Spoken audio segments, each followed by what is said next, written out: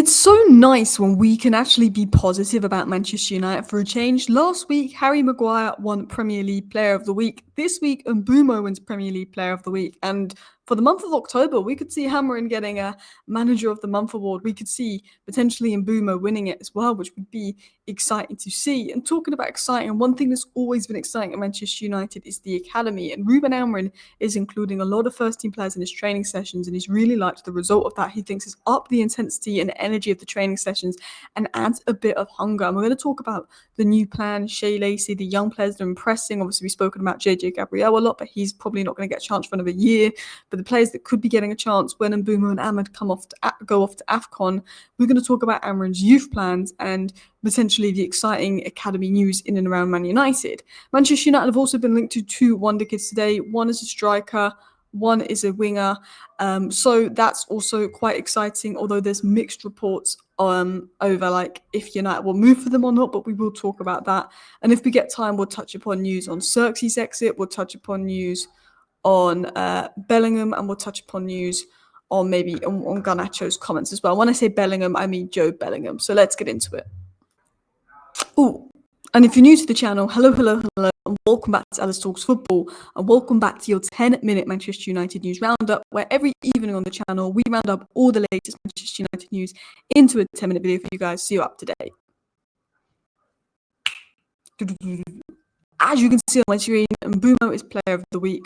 2 goals, fantastic performance. He's got 6 goal contributions to Man United already, but his touch, his crossing, his all-round play is fantastic. And we've spoken about it a number of times, so I'm going to move on to the next slide. But he is looking like a top-level signing. But let's talk about the youth, and let's talk about Ruben Amorim's youth plans. So Sam C, who was formerly with the United Stand, now works with Give Me Sport, has very good connections in and around Man United. I think he's a good source of information. Mentioned that Ruben Amorim has now started to include more and more youth players in his first team training sessions in recent weeks. We've obviously seen JJ Gabriel get his first call out recently, but Shea Lacey, Jack Fletcher, some that have been more regularly involved, the likes of Jim Thwaites, I think Man Utd, some defenders are coming in as well. I'm sure Sekou Kone, when he gets over his eye socket injury, will probably be involved. Sekou Kone, when he gets over his eye socket injury, will probably be heavily involved as well, as he is very highly rated within the club. But Sam C mentioned that sources close to United's training ground are saying that Amorim has really been impressed by the sharpness and confidence that the young players are bringing to these training sessions. And Amorim is believing that maybe having the involvement of youth is adding hunger and energy into sessions and upping the intensity. And I mean, on the pitch, the last three games, we played with a really good amount of intensity. I was disappointed versus Brentford, and if you looked at my Brentford match reaction, while I was frustrated with Amorim, I said this Brentford loss wasn't on Amorim because I said this Brentford loss wasn't completely on Amorim. You have to look at the players after the Brentford loss. And the reason I said that is because we play one game a week, and the intensity these players came out with against Brentford was pretty shocking, particularly when you compare it to the last 3 games. So maybe Amorim is onto something there, saying that the youth players are adding that hunger and energy to sessions. And rather than keeping academy players and senior squads apart, Ruben Amorim has made the change and believes blending them in tactical and technical drills is encouraging competition and communication between both groups, was also mentioned by Sam. I also hope not too much background noise is being picked up, because there's a guy on the phone next to me and he is talking so loudly on the phone, like, you can talk. He's talking louder than me and I'm making a video. He's talking on the phone like, so I apologize if you can pick that up. So I'm going to have to talk louder now to move over that. But yes, basically, Ruben Amorim mentioned that rather than keeping academy players and senior squads apart, it was mentioned by Sam C that rather than keeping academy players and senior squads apart, the Portuguese tactician has made a change and been blending the players in technical and tactical drills, because it encourages competition and communication between both groups, which I agree is important and it's good to see. Sam C also mentioned that one player consistently standing out is Shea Lacey. The 18-year-old has impressed staff and senior teammates alike with his directness and flair. A source close to the situation told Give Me Sport that he's been tearing it up, fearless, creative, and always looking to make something happen. He's really caught the eye. This is Give Me Sport are not the first people to be reporting this. I think the Mail's reported this. I think maybe Samuel Luckhurst or something similar. There's been about 5 or 6 journalists come out in the last month talking about Shea Lacey. Sully's been on it. Sully has been on it as well. I think Sully was the first to say this, saying that Shea Lacey's been involved in training. He's really impressing Ruben Amorim.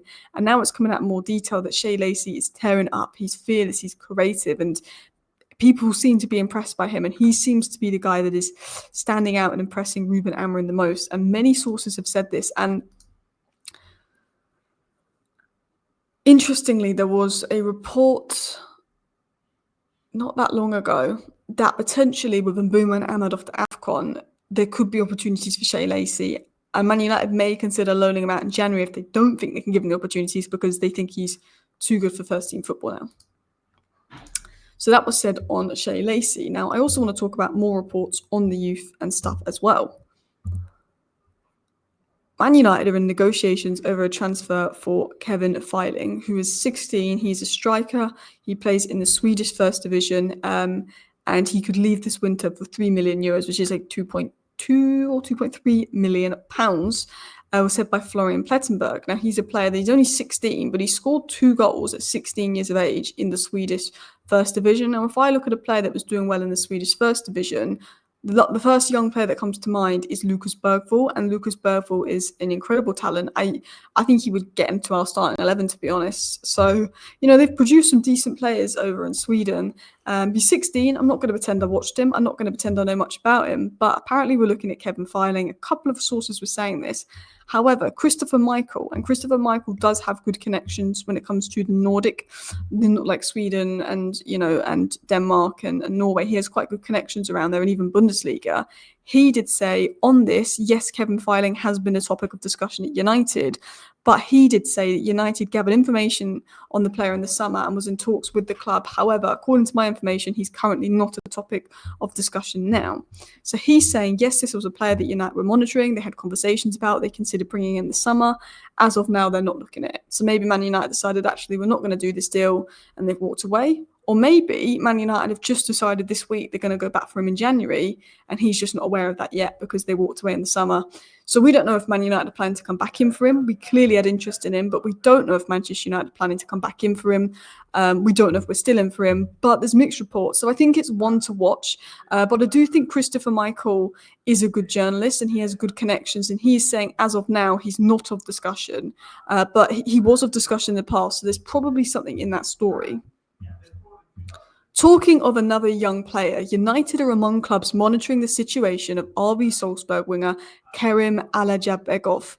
Now, I've probably said his name wrong, and I am going to apologise big time if I've absolutely said his name wrong, but it's a difficult one to pronounce. But United are among the clubs monitoring the situation of this winger, so it looks like we're monitoring this player, and we could also be monitoring this Kevin Filing player. Now, apparently we're in negotiations over the transfer of Kevin Filing, is what Florian Plettenberg said.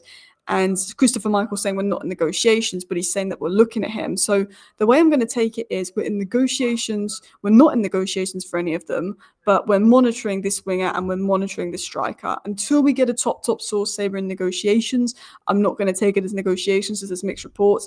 But it looks like we're monitoring 2 young players, and we've seen it with Seko Kone, Diego Leon, Enzo Canabiak. We've seen it with this Christian guy that we signed over in South America, Ecuador. Man United like to sign the best 16, 17, 18-year-olds across Europe, South America, Africa for the future to bring into the academy because it only costs Manchester United £1 or £2 million. So I think, we could expect something with this. We might not expect something with this. But continuing on into the final stories.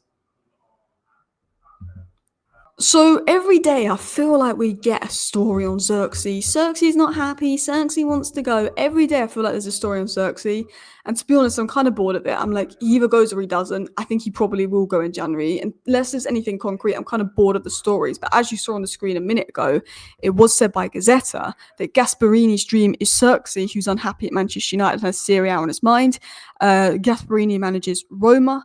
I can see Xerxes going back to Italy. He was also linked to West Ham today. David Ornstein also confirmed that West Ham had interest in Xerxes, but it might not be a realistic target for West Ham. We don't know if Joshua Xerxes will be allowed to go. There's sort of talk saying that Xerxes and Maino want World Cup minutes, but they won't be allowed to go. I think Xerxes is more likely going to be allowed to go than Maino. I think Xerxes might be allowed to go at the end of January after AFCON when the players are back, because I think with Maino, there's a lot less competition in midfield, whereas Xerxes, he's the third choice striker and he's the third choice number 10. When you look at the strikers, Cunha and Sesko are the first 2 choices. You look at the left 10, Cunha and Mount are the first 2 choices. You look at the right 10, and Mbeumo and Ahmad are the first 2 choices. Bruno can go in there as well. Xerxes is third choice, whereas Maino is second choice. So I think Xerxes will go and Maino will stay, but I'm kind of fed up with Xerxes news. There is a report coming out from the Mirror, interestingly, that said Joe Bellingham has no interest in joining Manchester United. The 20-year-old has struggled to settle in at Dortmund, but has no intention of leaving for Man United. First of all, I'm just going to say we have been linked to Joe Bellingham. I've always said I don't understand the Joe Bellingham links because we can't give Maino minutes and we can't give Agate minutes right now, and Joe Bellingham is in that same position. I don't think we're going to be able to give Joe Bellingham minutes. There's no point him leaving Dortmund for Man United when we can't promise him minutes. So that obviously makes sense there. And then Garnacho said that he left United for Chelsea because when he spoke to Maresca, he felt that the style of play would get the best out of him as well, which actually makes sense. You know, people were going, thank you, Maresca. But I also think that Garnacho is suited to Maresca's style of play more than Amorim's. And I'm also like, thank you for the money, Garnacho. We've got Cunha. Anyway, thank you for watching today's 10-minute roundup. See you next time. Bye.